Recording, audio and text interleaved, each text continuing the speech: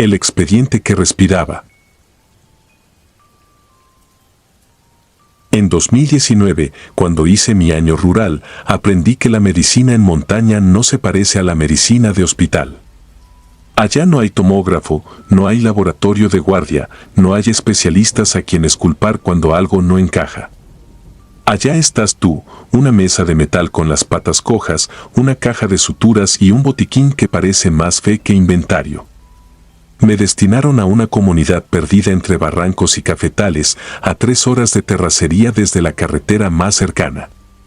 La clínica era una casita de adobe con techo de lámina, y por las noches el viento golpeaba las ventanas como si quisiera entrar a pedir consulta.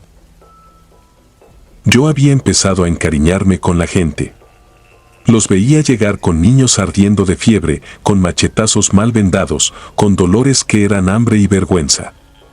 Había también cosas que no se anotan en el expediente, rezos a media voz, amuletos escondidos en el sostén, y esa mirada de doctor, usted puede con todo, que a veces pesa más que la guardia completa. Una tarde de junio, ya con las lluvias encima, llegó don Amado, un hombre fuerte, conocido por exagerar historias en la cantina. Lo vi entrar doblado, sosteniéndose el abdomen con ambas manos. Traía la camisa pegada al cuerpo de sudor, y el olor que desprendía no era el de alguien que viene del campo, era un olor agrio, profundo, como de ropa guardada en humedad demasiado tiempo. Lo acosté en la camilla. El abdomen estaba hinchado de una manera extraña, redondo y tenso, como si algo lo empujara desde adentro. Le tomé signos vitales, revisé pupilas, palpé despacio buscando rigidez, rebote, dolor localizado. No encontré el cuadro típico de apendicitis ni de una obstrucción clara, y aún así el hombre se quejaba como si le estuvieran apretando las tripas con un alambre. Le pregunté si había comido algo raro, si había tomado alcohol adulterado, si le había dado fiebre. Negó con la cabeza, sin fuerzas para decir más. En ese lugar, cuando algo se sale del manual, la mente se te va a lo común por supervivencia. Pensé en parásitos, en intoxicación, en una hernia interna, en tantas cosas que suenan razonables hasta que te miran los ojos de un paciente que siente que se está muriendo y tú no tienes cómo comprobar nada. Lo único sensato era trasladarlo.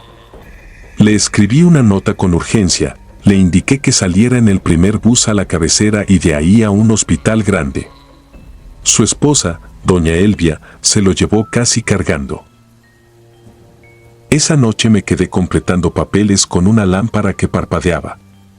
Afuera, la lluvia golpeaba el techo con esa insistencia que te obliga a escuchar. Cerca de la 1 de la madrugada se oyó un estruendo en la puerta, un golpe desesperado, y luego el grito de doña Elvia, como si le arrancaran el aire. Salí y la vi empapada, con el cabello pegado a la cara.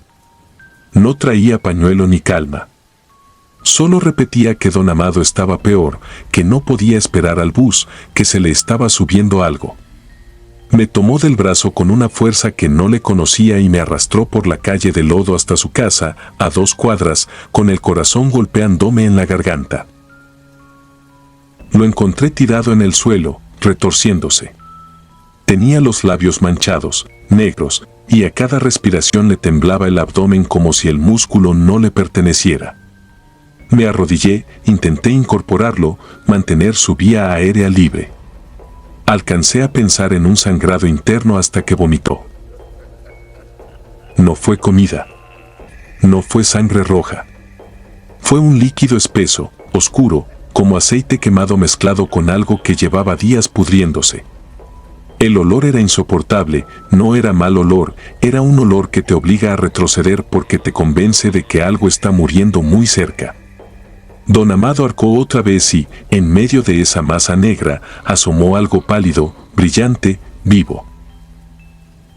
Mi cerebro quiso negarlo, como negamos lo que no cabe en lo aprendido. Me dije, es una tripa, un coágulo, un cuerpo extraño. Pero eso se movió. Se estiró con un impulso lento, como si tomara aire, y luego volvió a salir, más. Un gusano grueso, anillado, liso, con la piel brillante como cubierta de grasa, emergió de la boca del hombre a tirones, dejando un rastro de baba oscura que parecía manchar incluso la luz. Doña Elvia se pegó a la pared, santiguándose, y yo me quedé con las manos suspendidas en el aire, como si cualquier movimiento pudiera romper la realidad. El gusano cayó al suelo con un golpe sordo, pesado, y empezó a arrastrarse hacia la sombra del rincón, dejando un camino negro en la tierra apisonada. Don Amado dejó de moverse un segundo, luego respiró con dificultad, como si le hubieran desatorado el pecho. Mi primer impulso fue matarlo. No por valiente, sino por terror. Busqué algo, cualquier cosa. Doña Elvia me puso un machete en las manos. Le di un golpe, seco, con toda la fuerza. La criatura se partió y soltó un líquido más negro todavía. En ese instante, lo que vi me heló más que el gusano mismo. El abdomen de Don Amado, que minutos antes parecía a punto de reventar, empezó a bajar, como si se desinflara de golpe. Su piel quedó floja, arrugada, y el hombre se desmayó con un gemido profundo, pero seguía vivo. La casa quedó en silencio, salvo por el goteo espeso del cuerpo partido en dos. Yo me acerqué con cautela, tratando de imponer lógica. Y entonces noté un detalle que me hizo sentir asco de mí mismo: el gusano no tenía el olor de un animal. Tenía el olor de una sala de archivo cerrada, de papel húmedo, de expediente viejo.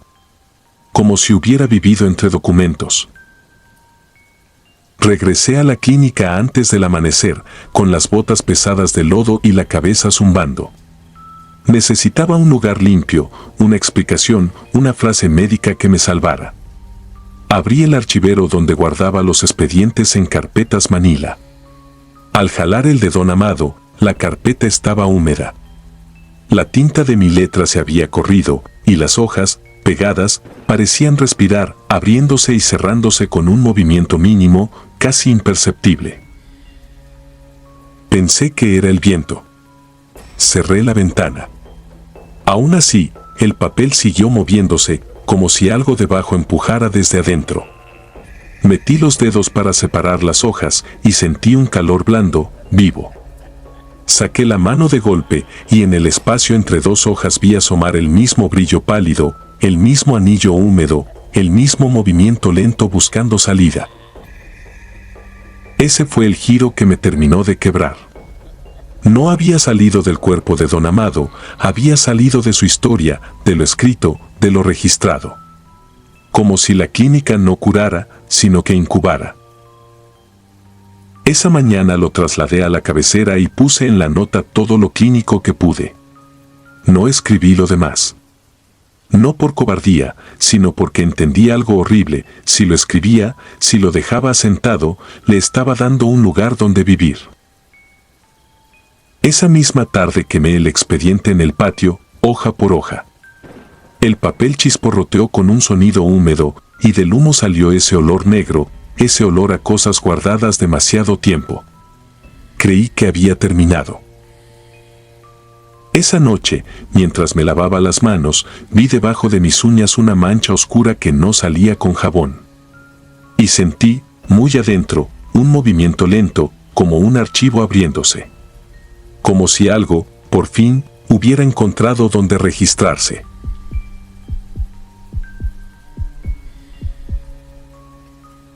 El bebé de la cañada. Mi nombre es Sebastián, y si algo me enseñó la facultad fue a desconfiar de lo que no tiene explicación médica. Por eso siempre me burlé, en silencio, de la gente que atribuía una fiebre a un mal de ojo o un aborto a una brujería. En 2011 yo llevaba meses trabajando como médico rural en una comunidad serrana, de esas donde el consultorio también es tu casa y donde la noche se queda pegada en las paredes como hollín. No era Zacatecas ya, era un caserío perdido entre huertas y cañadas, con caminos de terracería y un silencio que a veces zumbaba. Aquella tarde, como a las 6, el cielo estaba encapotado. Había olor a tierra húmeda y el foco del consultorio parpadeaba con cada bajón de luz. Yo acomodaba frascos de antibiótico cuando golpearon la puerta con una desesperación que no era normal. Al abrir, encontré a un campesino, don Laureano, con la cara apretada y las manos temblorosas. Traía un bulto envuelto en hojas de plátano, amarrado como si sujetara algo vivo que pudiera escaparse. Me pidió ayuda sin dejar de persignarse. Cuando deshizo las hojas, se me heló el estómago. Era un bebé de apenas unos meses. No lloraba. No se movía como un niño enfermo, tampoco como uno dormido. Solo miraba. Su piel tenía un tono violáceo, como ceniza fresca con tinta morada, un color que no correspondía a cianosis, ni a hipotermia, ni a intoxicación por lo que yo conocía. Lo cargué y lo llevé al área de exploración, con don Laureano detrás, murmurando oraciones. Lo revisé con método, como uno se protege cuando algo te incomoda. Frecuencia cardíaca normal. Respiración normal. Sin fiebre. Sin signos de deshidratación. Fontanelas bien. No olía a abandono, no había la costra típica del niño descuidado, no había pañal sucio. Estaba limpio, demasiado limpio para alguien encontrado en una cañada. Aún así, su piel seguía con ese tono imposible, y sus ojos eran negros, amplios, sin ese brillo acuoso de los bebés. No me gustó, pero me obligué a pensar en diagnósticos: cardiopatía congénita no cianótica, trastorno metabólico, exposición a algún químico. Cualquier cosa menos lo que mi instinto susurraba. Don Laureano me dijo que lo había hallado cerca del aguacatero, junto a la cañada, después de escuchar un llanto fuerte, como si alguien lo aventara contra el aire. Cuando se acercó, el bebé estaba ahí, a la orilla del camino, desnudo, bajo el sol, con las hojas de plátano alrededor, como si alguien lo hubiera envuelto deprisa y luego se arrepintiera. No sonaba a abandono, sonaba a depósito. Preparé fórmula con agua hervida, tratando de mantener la calma. El bebé se la terminó en segundos. Le di más. Otra. Y otra. No lloraba ni se atragantaba, simplemente tragaba con una avidez silenciosa, como si su cuerpo no entendiera la saciedad. En cada toma, su garganta hacía un movimiento seco, demasiado marcado, y su mirada no se apartaba de mí. Cuando apoyé el dorso de mi mano en su vientre, lo sentí rígido, tenso, como si debajo no hubiera grasa infantil sino un músculo contraído. Don Laureano no aguantó mucho. Dijo que tenía que volver antes de que oscureciera y se fue santiguándose, sin mirarme a los ojos. Yo me quedé con el bebé, solo, con el viento empezando a empujar la lluvia contra las ventanas. Lo acosté en la cuna vieja del consultorio. La tela crujió. El niño abrió la boca, como si fuera a llorar, y no salió nada. Solo ese gesto, vacío, que me dejó la piel erizada. Decidí llamar a la policía municipal desde el radio comunitario, pero la línea estaba muerta. No era raro, con tormenta, el cerro se tragaba las señales. Me prometí bajar al día siguiente a la cabecera. Mientras tanto, debía dejar registro. Lo pesé. Ahí empezó el problema real. Marcó más de lo que un bebé de esa edad debería, como si cargara algo denso. Repetí la medición. Lo mismo. Revisé que la báscula no estuviera mal. Pesé una caja de sueros, luego mi maletín. Todo normal. Cuando quise tomarle una gota de sangre del talón, el bebé por primera vez hizo un sonido. No fue llanto. Fue un resuello corto, como cuando alguien aspira agua. La lanceta apenas rozó la piel y, en lugar de sangre, salió un líquido oscuro, espeso, casi negro, que no corría, se quedaba pegado como aceite. Me quedé mirando mi propio guante y mi mente se quedó sin argumentos. En ese instante, se fue la luz. El consultorio quedó a oscuras, salvo por el relámpago que, cada tanto, recortaba los muebles como sombras de papel. Encendí la lámpara de mano y alumbré la cuna. El bebé ya no estaba acostado. Estaba incorporado, sosteniéndose con una firmeza absurda para su edad, con la cabeza apenas ladeada, como escuchando algo detrás de mí. La puerta del consultorio, que yo había cerrado, estaba entreabierta. Y desde afuera se oía, muy lejos, un llanto idéntico al que don Laureano describió, pero venía de la cañada, no de aquí. Di un paso hacia la puerta para cerrarla y, con la luz temblando, vi algo que me tumbó el aire, huellas mojadas pequeñas en el piso, no de pies de bebé, sino de algo más alargado, como manos apoyadas, marcando un rastro desde la entrada hasta la cuna. Como si el bebé hubiera llegado solo.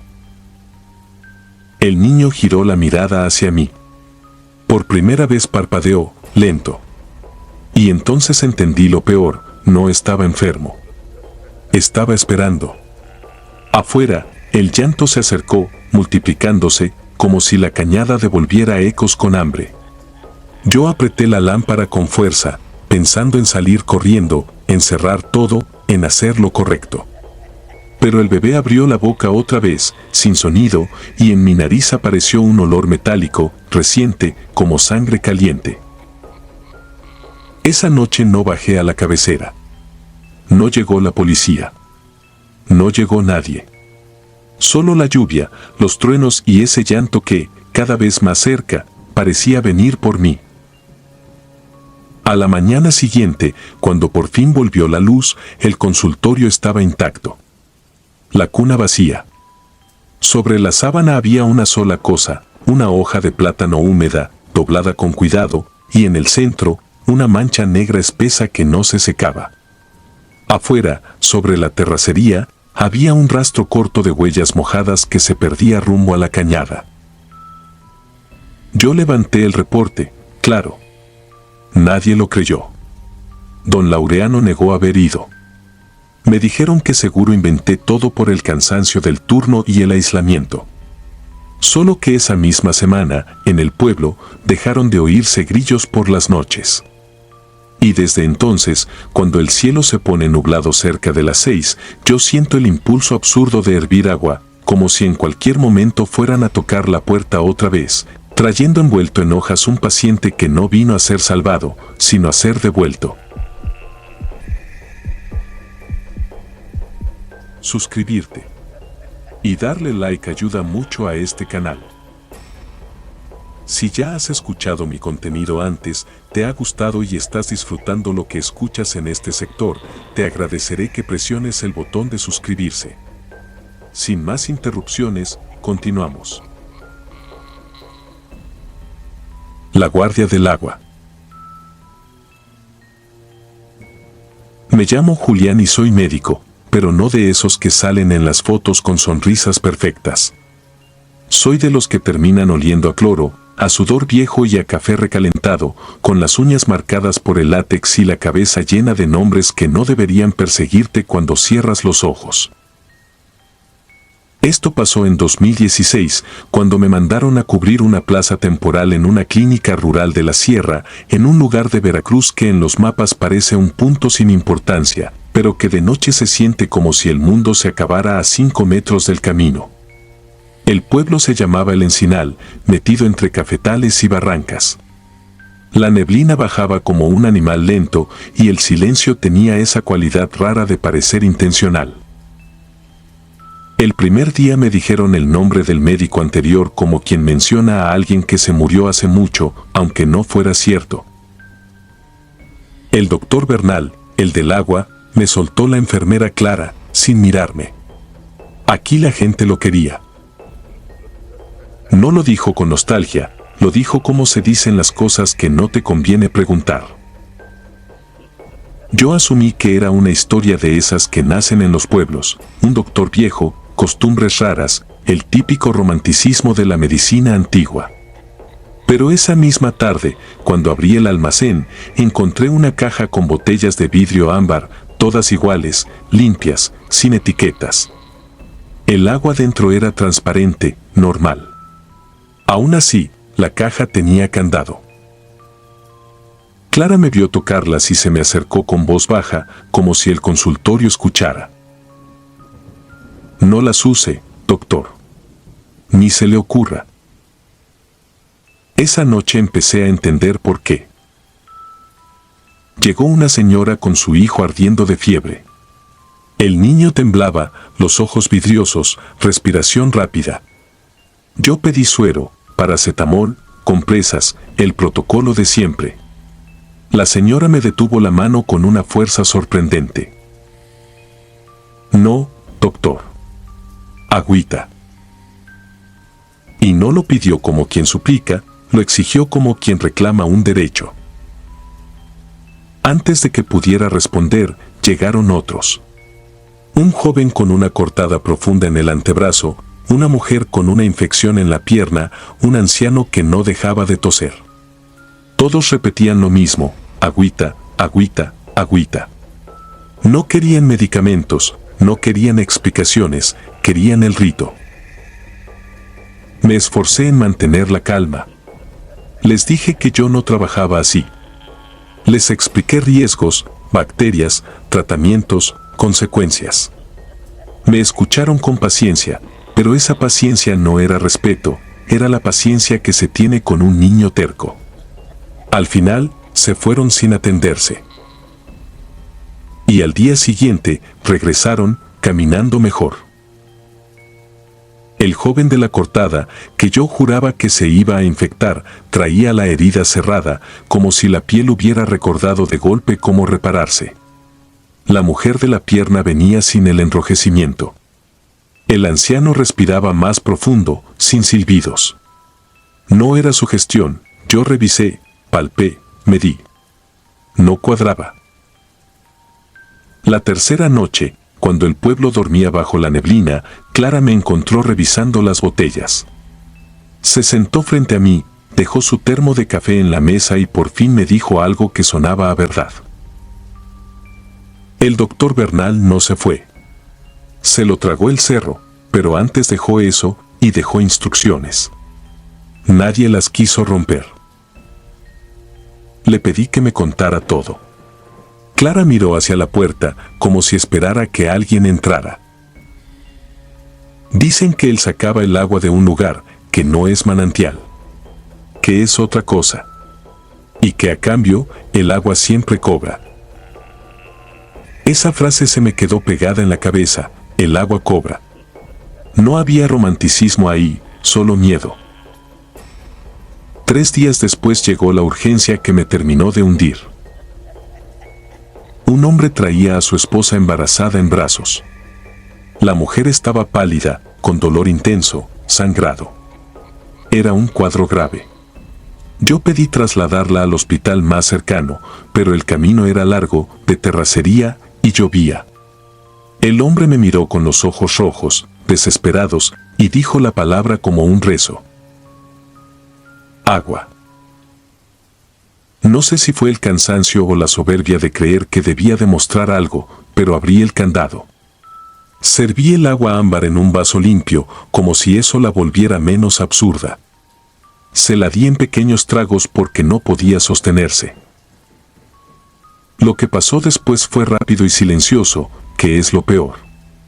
La respiración de la mujer se acomodó, el dolor se le aflojó en la cara, el sangrado disminuyó. En menos de 1 hora, estaba estable. Yo seguía allí, con el estetoscopio colgando, sintiendo que acababa de presenciar una coincidencia imposible. El hombre lloró, me abrazó como si yo hubiera salvado el mundo, y se fue con ella. Clara no me felicitó. Solo me miró con una tristeza vieja. ¿Ya la vio, no?, susurró. Ahora falta lo demás. Esa madrugada soñé con agua, pero no con ríos. Soñé con un líquido oscuro, pesado, como si estuviera hecho de sombra. Y en el sueño, alguien caminaba dentro de esa agua sin mojarse, acercándose a mí con pasos lentos, arrastrando algo. Me desperté con la garganta seca y la sensación de que había alguien parado en el pasillo. Salí con la lámpara del celular. No había nadie, pero el aire olía a tierra mojada aunque no había llovido adentro. En la puerta de la clínica colgaba una botella ámbar que yo no recordaba haber dejado ahí. Tenía algo dentro, pegado al vidrio, como una telita blanquecina. La destapé con cuidado, esperando moho, esperando cualquier cosa lógica. Era un cabello. Largo, negro, húmedo, como recién arrancado. Esa mañana, cuando fui a ver a la mujer embarazada para revisar que estuviera bien, el esposo me recibió con la cara desencajada. No me dejó pasar al cuarto. Solo me mostró el brazo. Tenía una marca alrededor de la muñeca, como si alguien lo hubiera sujetado con fuerza. No era moretón normal. Parecía una huella de dedos, pero al revés, como si lo hubieran agarrado desde adentro de la piel. Anoche, me dijo, casi sin voz, mi esposa se levantó a tomar agua. Se sirvió sola, doctor. Y en el reflejo del vaso, se miró otra cara. Tragué saliva. Sentí el estómago volverse un nudo. ¿Qué cara? La de un hombre viejo, con bata, dijo. Detrás de ella.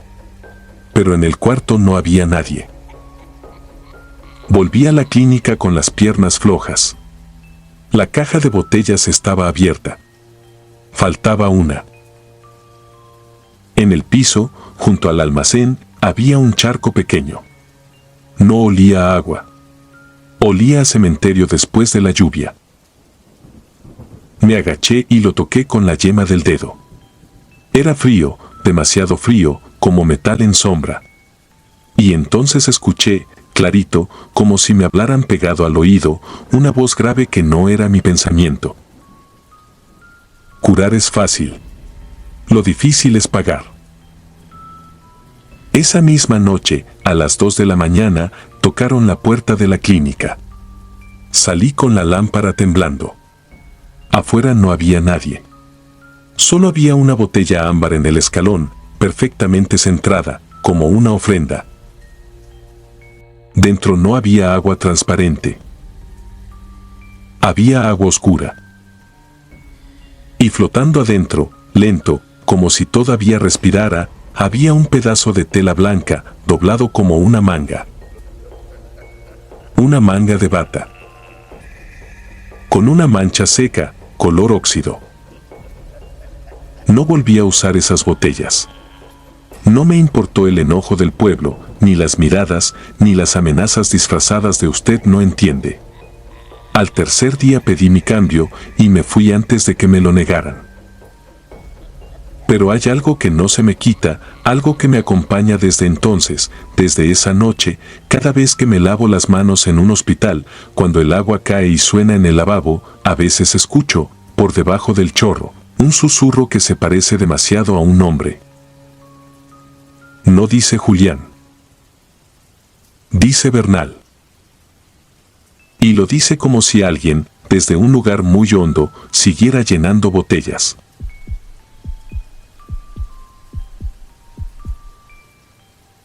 La guardia del quirófano. Mi nombre no es Alex. A estas alturas ya no uso mi nombre real cuando cuento esto, porque en los pueblos pequeños el chisme viaja más rápido que una ambulancia, y porque, aunque parezca exageración, todavía temo que alguien escuche la palabra exacta y venga a cobrarme la deuda. Esto me pasó cuando era médico general recién egresado, en mi primer contrato lejos de la ciudad. No fue Oaxaca ni 2012. Fue 2017, en una comunidad serrana del norte de Puebla, de esas que aparecen como un punto sin calles en el mapa. Me asignaron una clínica mínima, una sala de consulta, un cuarto con camilla, un mueble metálico con medicamentos contados y una cocina donde el gas olía a fuga. El edificio era viejo, pintado de blanco, y por las noches el viento pegaba en las láminas como si alguien caminara encima, despacio, probando el techo. Los primeros meses fueron rutina y cansancio. Partos, diarreas, accidentes con machete, mordeduras, infecciones.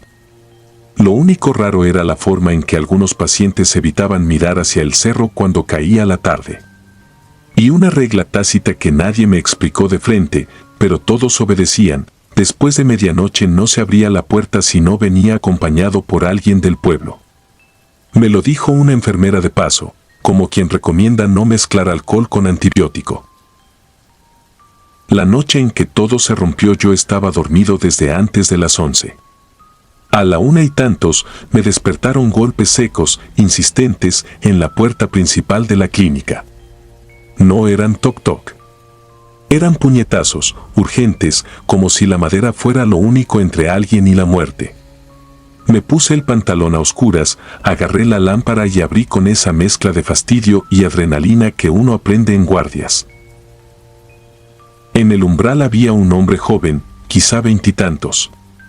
Alto, flaco, empapado en sudor.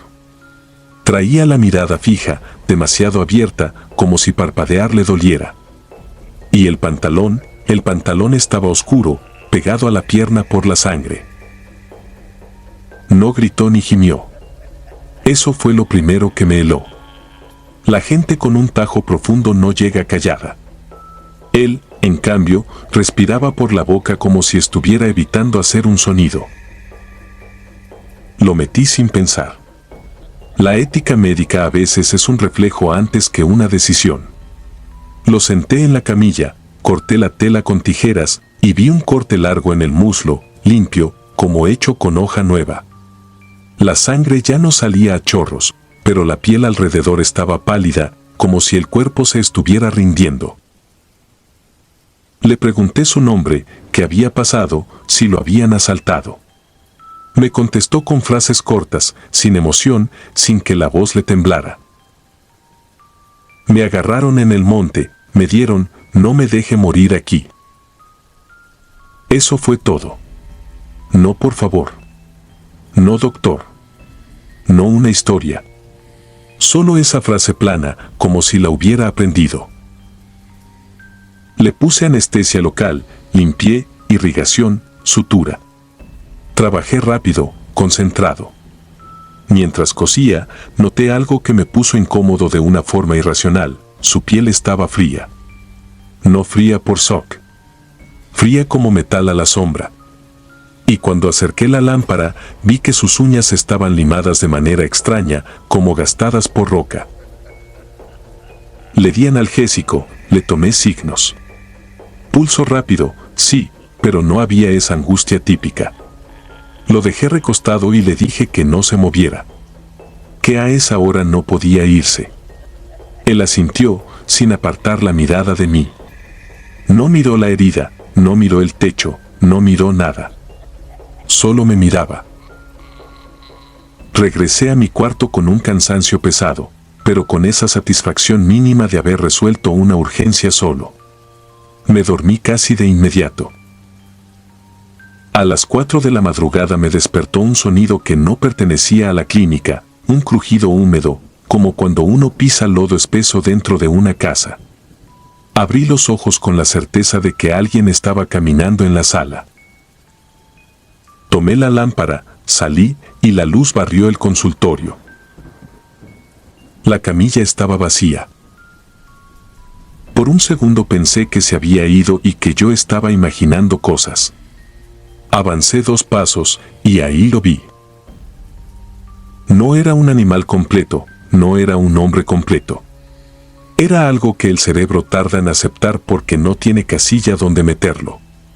Tenía la forma alargada de un venado, pero las patas terminaban en manos humanas, manos huesudas, con dedos largos apoyados en el piso como si fueran pezuñas. La espalda se movía con una respiración lenta, demasiado lenta. ¿Y la cabeza? La cabeza era la del joven. La misma cara. Los mismos ojos. Solo que la piel parecía estirada, como si no le alcanzara para cubrirle el cráneo, y la boca se abría un poco, enseñando dientes que no eran dientes, eran puntas irregulares, como si hubiera mordido piedras. Mi lámpara temblaba. Sentí que el aire se volvía pesado, como cuando falta oxígeno en un cuarto cerrado. Y entonces noté un detalle que me arrancó el último intento de racionalidad. Una venda blanca colgaba de una de esas manos patas, la venda que yo mismo había colocado, manchada, arrastrando sobre el suelo. Nos quedamos mirándonos. No sé cuánto tiempo. En ese silencio oí algo afuera, un silbido del viento, sí, pero también un murmullo distante, como voces apagadas en el cerro. La criatura bajó la cabeza, olfateó el aire y dio un paso hacia la puerta. Las manos en el piso dejaron marcas húmedas. No huellas de pies, huellas de dedos. Yo no grité. No corrí. Lo único que pude hacer fue quedarme tieso, con la lámpara apuntándole, rezando sin palabras. De un golpe seco, la puerta se abrió sola, como empujada desde afuera. La cosa se lanzó hacia la oscuridad y desapareció con una velocidad antinatural, sin ruido de ramas, sin tropezar, como si conociera el camino mejor que cualquier humano. Cuando por fin reaccioné, cerré con llave y puse una silla contra la puerta, ridículo, sabiendo que eso no detenía nada. Me acerqué a la camilla. Había manchas de sangre seca. La sutura no estaba. Como si nunca hubiera existido. Solo quedaba un hilo tirado y la venda abandonada cerca de la entrada. Amaneció con normalidad, y eso fue lo más perverso: gallos, humo de leña, gente caminando como cualquier día. No aguanté y pregunté, con cuidado, si alguien había llevado a un herido en la noche. Nadie. Ni un sí, ni un tal vez. Como si la pregunta fuera un insulto. La única que habló fue una mujer mayor que vendía plantas frente a la iglesia. Me vio las manos temblorosas, el cansancio pegado en la cara, y dijo sin que yo le contara nada: Usted abrió, ¿verdad? No era una pregunta. Tragué saliva. Aquí bajan los que se prestan piel, susurró. Vienen cuando los lastiman. Buscan que uno los cure, para poder regresar. Le pregunté qué eran. Ella solo negó despacio. No los nombre, doctor. Si los nombra, aprenden su voz. Esa misma tarde pedí mi cambio. Me inventé una enfermedad familiar. Insistí hasta que me lo dieron. Y me fui sin despedirme. Lo realista, lo que más me pesa, es que aún puedo explicar casi todo con cansancio, sugestión, miedo, aislamiento. Casi todo. Pero hay algo que no puedo explicar. Desde esa noche, de vez en cuando estoy por cerrar la puerta de mi casa, escucho golpes firmes del otro lado y una voz joven, calmada, que dice exactamente lo mismo, como aprendida. No me deje morir aquí. Y siempre, me quedo quieto en la oscuridad, sin respirar, esperando que se canse, porque ya aprendí lo que pasa cuando uno abre.